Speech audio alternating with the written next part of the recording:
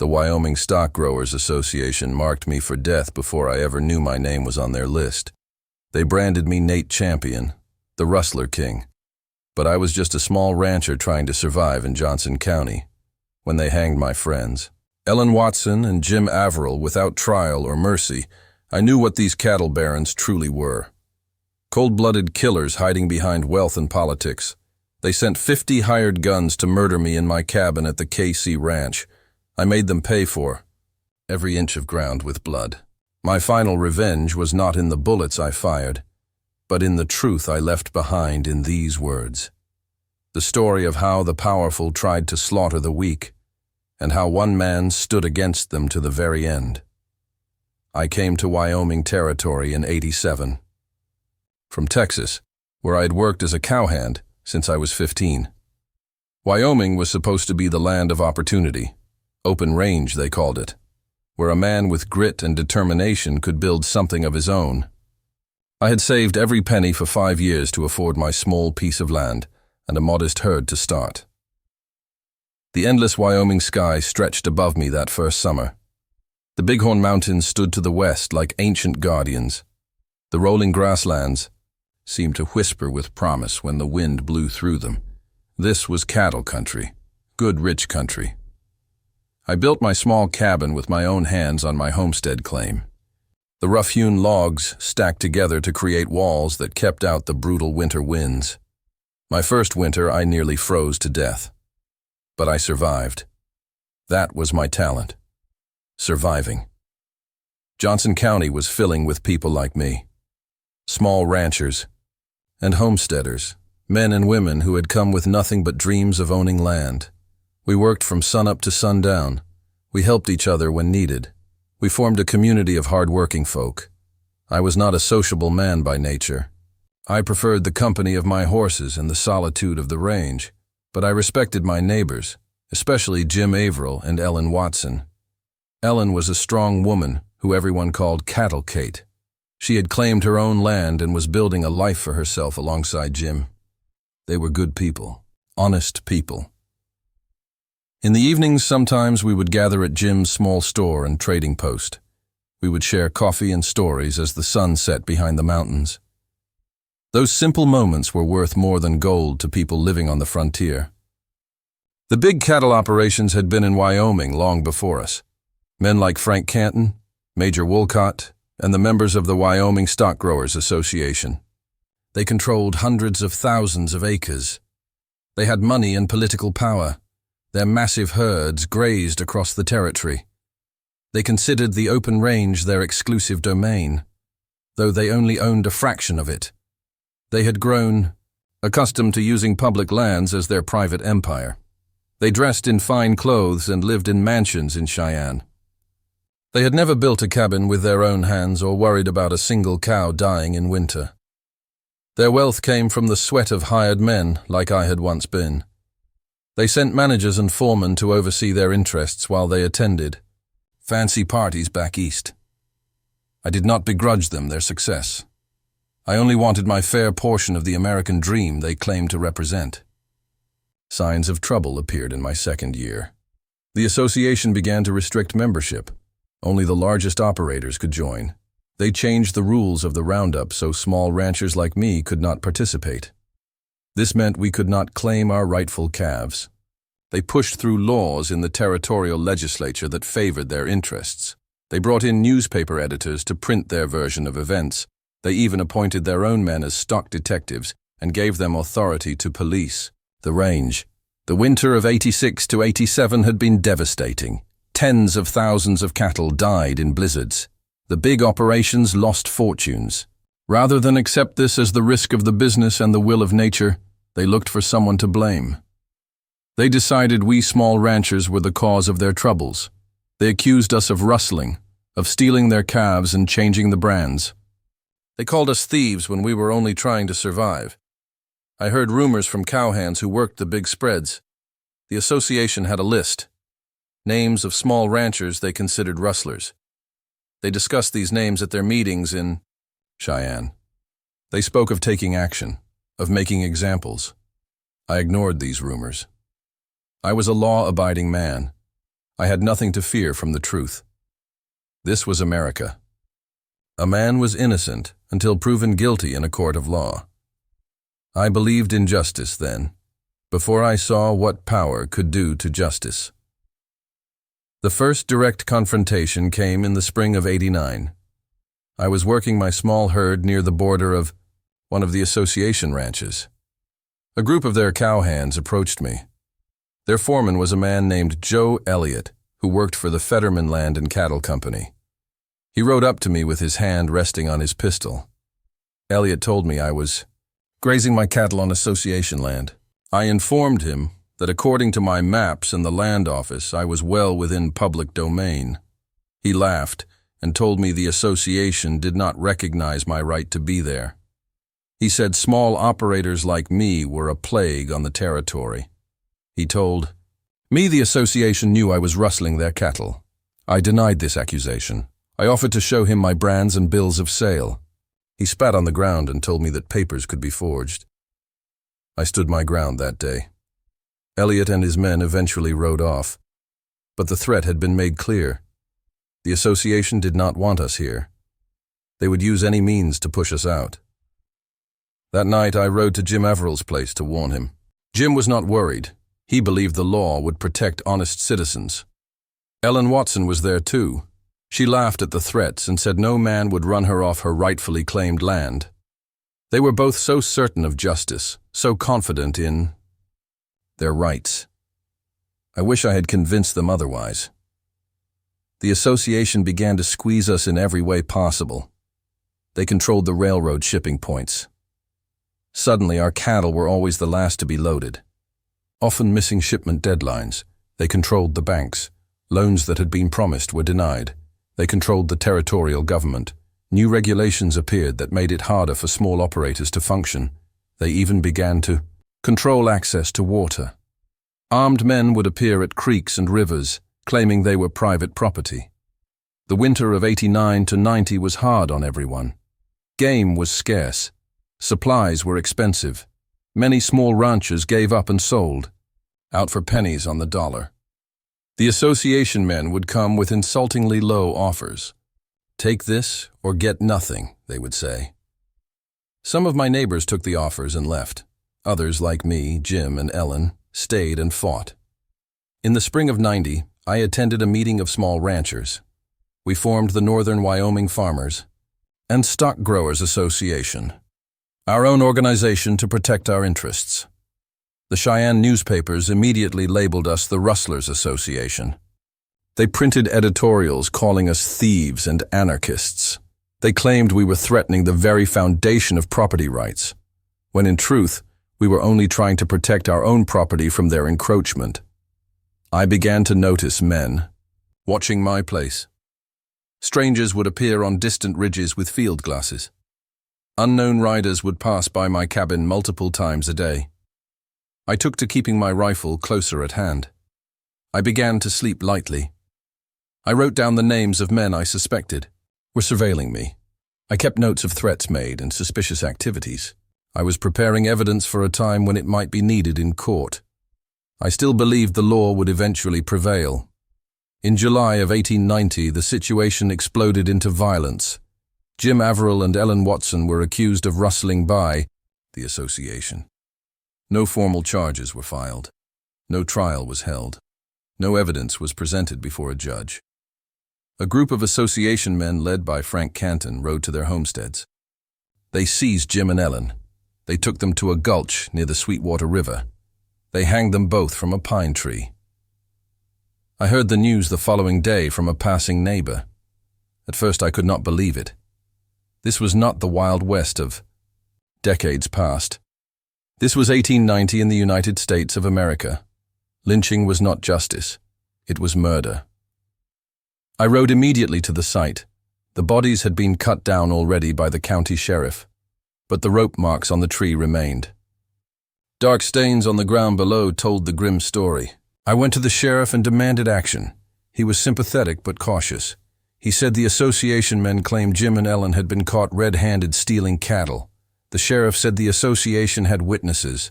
Powerful men had signed statements. The territorial newspapers were already printing the story as justified vigilante action against proven rustlers. The narrative was being controlled. The sheriff confided in me that he doubted the association story, but he also doubted he could get a conviction against such powerful men. The judge was appointed by association allies. The potential jury pool would be intimidated. The witnesses would be paid off or threatened. The system was stacked against justice. He advised me to be careful, to watch myself. He believed more violence was coming. I returned to my cabin and wrote everything down, the names of the men involved, the contradictions in their story, the truth about Jim and Ellen. I sealed these papers in an oilskin pouch and buried it under the floorboards of my cabin. Evidence for a day of reckoning I was beginning to believe would never come. Through legal channels. That night I cleaned my Winchester rifle and my Colt revolver. I counted my ammunition. I prepared for what I knew was coming. The association grew bolder after the hangings. They sensed their power was unchecked. Small ranchers reported cattle, missing. Not stolen by rustlers, but confiscated by association men claiming they had suspicious brands. Homesteaders found their fences cut and their crops trampled by association herds. Several cabins were burned in the night. Shots were fired at men working their own lands. The territorial governor did nothing. The courts did nothing. The law had abandoned Johnson County. In the fall of 1891, I moved to the KC Ranch to work as a manager for another small cattle operation. We had begun to band together for protection. The winters were always hard. We would gather in defensible locations. Safety in numbers became our strategy. I was regarded as a leader among the small ranchers now. Not by choice, but by necessity. Someone had to stand up to the association. Someone had to organize our resistance. That someone became me. The association began to call me the Rustler King in their newspapers. They painted me as the leader of an organized criminal enterprise. They claimed I was responsible for thousands of stolen cattle. They put a price on information about my activities. They were building a case for my elimination, just as they had done with Jim and Ellen. In February of 1892, I received a warning from a sympathetic cowhand who worked for the association. He rode through a blizzard to reach me at the KC Ranch. He told me the association had held a meeting in Cheyenne. They had decided to take drastic action against the alleged rustlers of Johnson County. They were hiring gunmen from Idaho and Texas. They were planning what they called an invasion to clean out the rustlers once and for all. My name was at the top of their list. I thanked the man for the warning. I asked him to spread word to other small ranchers in the area. I began to prepare the KC Ranch for defense. I stockpiled ammunition. I planned escape routes. I arranged signals with nearby friendly ranches. I wrote letters to newspapers in Denver and Chicago telling our side of the story. I sent copies of my evidence to attorneys outside the territory. I prepared for the worst while hoping it would not come. The news of the association's planned invasion spread quickly among the small ranchers. Some fled the territory immediately. Others sent their families away while staying to defend their land. I had no family to protect. Just my own life and the principle of the thing. The right of common men to claim their piece of America against the power of wealth and privilege. I would not be driven off. The betrayal cut deeper than I could have imagined. I had come to Wyoming believing in the American promise. The idea that hard work and determination would be rewarded, that the law protected all citizens equally, that justice was blind to the size of a man's bank account or the power of his connections. Every one of these beliefs had been shattered. The hanging of Jim and Ellen had torn away any illusions. I remember standing at their graves in the small Johnson County cemetery. 2 simple wooden markers. No ceremony had been permitted. No minister had spoken words over them. The association had even tried to control their memory, to brand them as criminals in death, as justification for murder. I knelt in the snow and placed my hand on the frozen ground. I swore to them I would not let the association win. I would not let their deaths be meaningless. In the nights that followed, sleep became my enemy. Each time I closed my eyes, I saw Ellen and Jim struggling at the end of ropes. I imagined their fear, their desperate pleas for mercy, the faces of the men who watched them die. Men in fine clothes who had appointed themselves judge, jury, and executioner. These nightmares drove me to pace the floor of my cabin until dawn. I wrote letters to the territorial governor demanding protection for the citizens of Johnson County. My requests were ignored. I wrote to newspapers telling our side of the story. Most refused to print accounts that contradicted the powerful association. I attempted to file legal complaints. Lawyers would not take our cases against such influential opponents. Every legitimate avenue for justice was blocked. I gathered with other small ranchers at secret meetings. We discussed our options. Some wanted to fight back immediately, to form our own vigilante force, to return violence for violence. I counseled patience. I still believed that eventually the truth would emerge, that the territorial government or federal authorities would intervene, that the Constitution still meant something in Wyoming. This restraint may have been my greatest mistake. The association continued their campaign against us in the press. They portrayed Johnson County as a haven for thieves and anarchists. They claimed we small ranchers were a threat to civilization itself. They reported fictional accounts of rustling and lawlessness. They were preparing public opinion to accept what they planned to do, creating justification for the unjustifiable. As winter turned to spring in 1892, I received more warnings. The invasion was imminent. The gunmen had been hired. The plans were set. The association had even arranged for a special train to bring their force from Cheyenne. They had secured the cooperation of certain military officials. They had been promised there would be no interference from territorial authorities. They were coming to kill us all under the guise of law and order. I remember the moment I accepted what had to be done. I was sitting at the rough table in my cabin at the KC Ranch. My Winchester rifle was disassembled for cleaning, the parts laid out with precision on an old cloth. Outside, the wind howled across the Wyoming plains. Inside, the decision crystallized in my mind with the same cold clarity. If they were coming to kill me, I would make them pay a heavy price. I would not die easily or alone. I had never considered myself a violent man. I had used my gun to hunt, game, and protect my livestock from predators. I had never drawn on another human being with intent to kill. But the association had changed the rules. They had decided that power gave them the right to murder. They had declared war on men whose only crime was wanting their fair share of the American dream. If it was war they wanted, then war they would. I began my preparations methodically. First, I needed to know who exactly was coming for me. Through sympathetic contacts in Cheyenne, I obtained a partial list of the hired gunmen. Many were known killers from Texas and Idaho. Men who sold their guns to the highest bidder. Men without conscience or loyalty beyond money. The association was sparing no expense to eliminate us. The list of association members directing the operation was more valuable. Frank Canton, a former Johnson County sheriff who had become an association enforcer. Major Frank Wolcott, a former military officer who managed association interests. W.C. Irvine, a wealthy rancher and territorial politician. These were the true authors of the violence. The men in fine clothes who would not dirty their own hands but would pay others to kill for them. I studied the layout of the KC Ranch where I was staying. The cabin was sturdy but not designed for defense. It had windows on all sides. The doors were solid but could not withstand determined assault. The outbuildings offered little additional protection. The terrain was mostly open, providing little cover for me, but excellent fields of fire. If I was to make a stand here, I needed to maximize these limited advantages.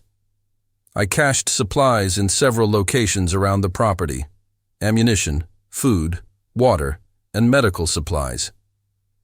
I established a series of fallback positions. I prepared routes of escape if retreat became necessary. I arranged signals with the nearest friendly ranches. 3 shots fired in rapid succession would alert them to danger. I improved the defenses of the cabin as much as possible without making it obvious. Subtle reinforcement of doors, furniture positioned to provide cover. I recruited no additional men to stand with me at the cabin. This was my fight. I would not ask others to die in my place. However, I made sure word spread among the small ranchers of Johnson County.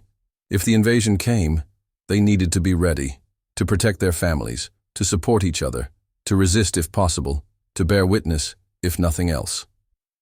I wrote a detailed account of everything that had happened. The threats, the intimidation, the hanging of Jim and Ellen, the planned invasion. I named names. I provided dates. I made copies of this document and entrusted them to several reliable friends with instructions.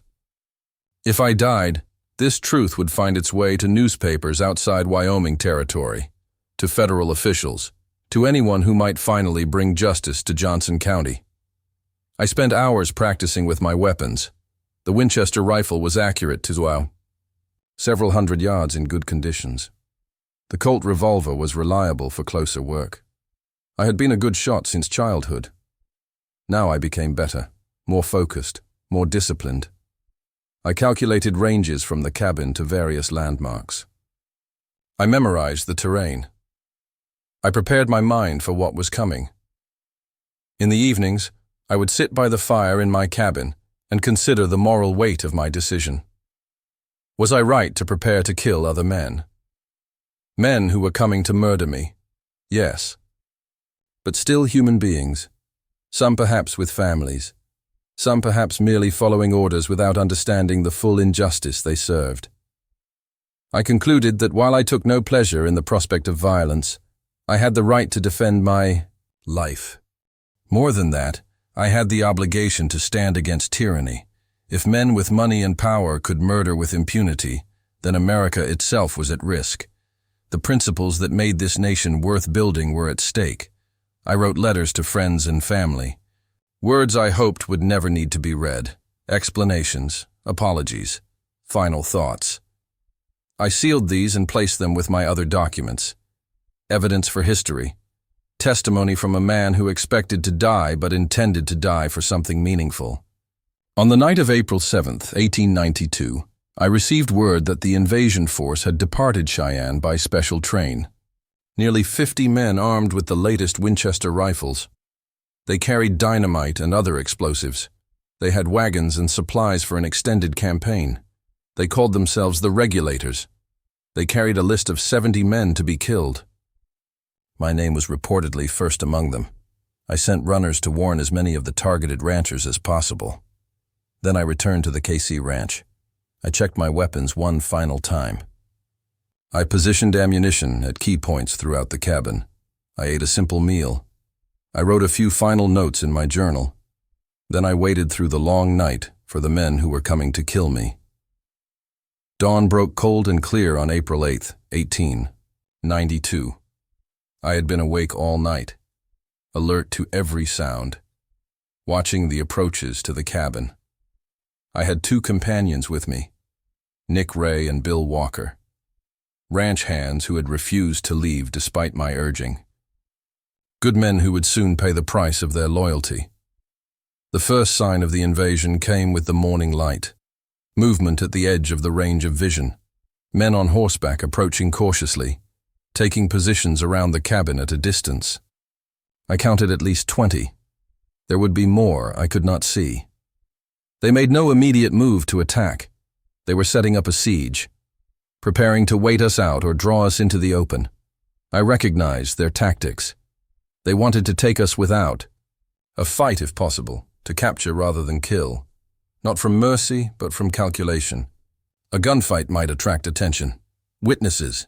They wanted to take us quietly, to hang us like they had hanged Jim and Ellen, to control the narrative, to call it justice instead of murder. I decided to wait them out, to force them to make the first move, to reveal their true intentions. We had supplies for several days. They would grow impatient.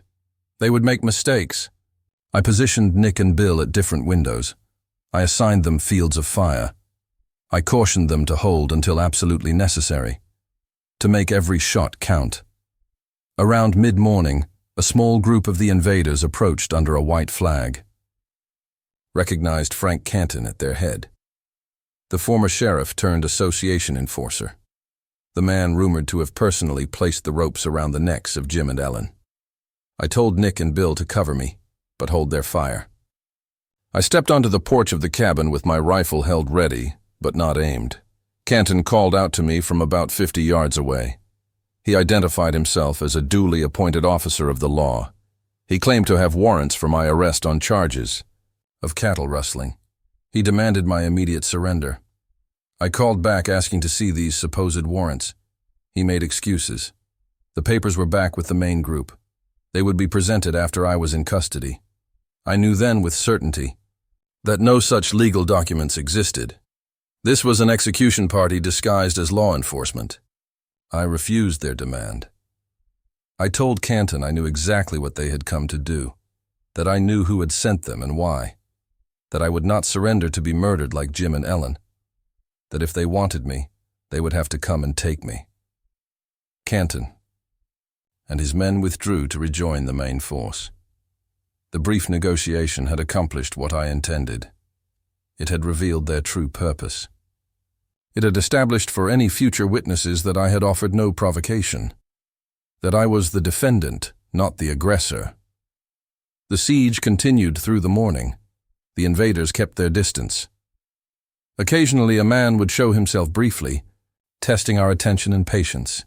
We remained disciplined, conserving ammunition and energy, waiting for their inevitable assault. It came shortly after noon. A group of 6 men rushed the cabin from the blind side. They believed they had found an approach we could not cover. They were wrong. Bill Walker saw them and opened fire. His first shot struck the lead man in the chest. The man fell immediately. The others scattered for cover. They returned fire. Bullets splintered the logs of the cabin, smashed through windows, thudded into furniture. The firefight continued for perhaps 15 minutes. A furious exchange. I fired only when I had a clear target, making each bullet count. I know I hit at least 2 men. Whether fatally or not, I cannot say. Eventually, the attackers pulled back, dragging their wounded with them. The first assault had failed. Nick Ray was hit during this exchange, a bullet through his abdomen, a serious wound. I did what I could for him, bandaged the entry and exit wounds, gave him water, made him as comfortable as possible. He was in great pain but did not complain. He asked only for his rifle to be kept loaded and within reach, so he could continue to fight as long as he was able. His courage shamed me. I had involved him in my war. Now he was paying the price.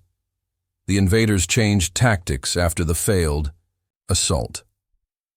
They began to work their way closer to the cabin using available cover, moving from position to position, establishing a tighter perimeter. They kept up a steady fire to pin us down, to limit our ability to observe their movements, to wear down our nerves with the constant threat of death. I maintained a disciplined response, firing only when necessary, rotating between different firing positions to confuse their snipers, using the interior walls of the cabin for cover as I moved. It became a deadly game of patience and nerve. They had the advantage of numbers. I had the advantage of a defensive position and intimate knowledge of the terrain. By mid-afternoon, Nick Ray was failing. His breathing became labored, his skin pale and clammy. The wound was beyond my limited medical skills. He knew he was dying. He asked me to write a letter to his family, to explain how he had died, defending a friend against injustice. I took a few moments to record his words, his last testament. When I finished, he thanked me. He asked for his pistol. He said he did not want to be a burden. Before I could respond, a shot came through the window. It struck Nick in the head. He died instantly. At least he was spared a lingering death. The loss of Nick filled me with cold rage. These men had come to my home. They had killed my friend. They represented wealth and power operating outside the law. They believed their money gave them the right to murder. I swore that I would make them pay dearly for Nick Ray, for Jim Averill, for Ellen Watson, for every small rancher intimidated or driven from their rightful claim. I became methodical in my resistance. Each shot carefully aimed, each movement precisely calculated. I became the weapon of justice they had denied to Johnson County. As evening approached, the invaders grew frustrated with the standoff. They had expected an easy victory, a simple execution. Instead, they had met determined resistance. They had taken casualties. Time was working against them. Eventually, word would spread. Reinforcements might come from Buffalo or other parts of Johnson County. They needed to end this quickly. They attempted another rush from multiple directions. Simultaneously, this time they used covering fire to pin us down. Bill Walker was hit during this assault, a bullet through his shoulder. Not immediately fatal, but debilitating. He could no longer effectively handle his rifle. I was essentially alone now in the defense of the cabin. I fired steadily during their advance. I know I hit at least 3 more of the attackers. One fell and did not move again. The others were dragged back by their companions. But they kept coming, their superior numbers allowing them to absorb losses while maintaining pressure. They reached the walls of the cabin. I heard them moving around the exterior, positioning themselves at doors and windows, preparing for the final assault. Then I smelled smoke. They had set fire to the rear of the cabin, a classic siege tactic. Force the defender to choose between burning or facing bullets in the open. The smoke began to fill the interior, thick and choking. Bill Walker, already wounded, began to cough violently. I knew we had only minutes before the entire structure would be engulfed. I made a quick decision. I helped Bill to the door on the side away from the main concentration of attackers. I told him to make a run for the creek bed about 100 yards from the cabin. It offered some cover, a chance, however small, of escape. I would provide covering fire to distract the invaders. To give him that chance. He refused at first, said he would stay and fight. I convinced him his wound made him a liability in the cabin. That one of us needed to survive to tell the truth of what happened here. Reluctantly, he agreed. I positioned myself at the window nearest the door. I began firing rapidly at the invaders I could see, creating as much distraction as possible. Bill slipped out the door and began running toward the creek bed. He made it perhaps 20 yards before the gunman spotted him. Multiple rifles fired. Bill fell. I do not know if he died immediately or suffered. I hope it was quick. He deserved that much mercy. Now I was truly alone. The cabin was burning around me. Smoke filled my lungs. Heat seared my skin. The invaders maintained their positions, waiting for me to emerge, to finish their assigned task. To eliminate the man they called the Rustler King, to earn their blood money from the cattle barons of Cheyenne. I knew I could not survive. The fire would force me out eventually. Dozens of rifles waited for that moment. My death was certain. All that remained was to choose its meaning, to make it count for something beyond myself, to extract my revenge not through violence alone but through truth, through bearing witness to the crimes of powerful men against justice itself. I retreated to the small table where I kept my journal. The smoke was thick now. Breathing was difficult, the heat intense. I could hear the crackling of flames consuming the roof. I had perhaps minutes. I wrote quickly, the final entry in my record of events. I named the men I had recognized among the attackers. I stated their purpose plainly. I testified to the murder of Nick Ray and Bill Walker. I declared my innocence of the accusations against me. I placed the moral responsibility for this day where it belonged, with the wealthy men who had ordered this invasion, who had set themselves above the law. When I finished writing, I sealed the journal in its oilskin pouch. I placed it beneath the floorboards in a metal box. The fire might not reach it there. Someone might find it. The truth might survive even if I did not. This was my true revenge, not the men I had shot today, but the testimony I left behind, the evidence against the powerful, the truth that might eventually bring justice to Wyoming. The roof was fully engulfed now. Burning debris fell around me. The air was nearly unbreathable. It was time for the final act. I checked my Winchester. 5 rounds remained in the magazine, 1 in the chamber. My Colt revolver held 6 more. 12 chances to take association men with me. 12 opportunities for justice of a kind. I moved to the door. I took a deep breath of the slightly clearer air near the floor. I threw the door open and stepped outside with my rifle raised. The invaders were waiting. Multiple muzzle flashes erupted from the surrounding positions. I felt impacts, chest, shoulder, leg. The force spun me around. I fell to one knee but managed to raise my rifle. I fired at the nearest attacker.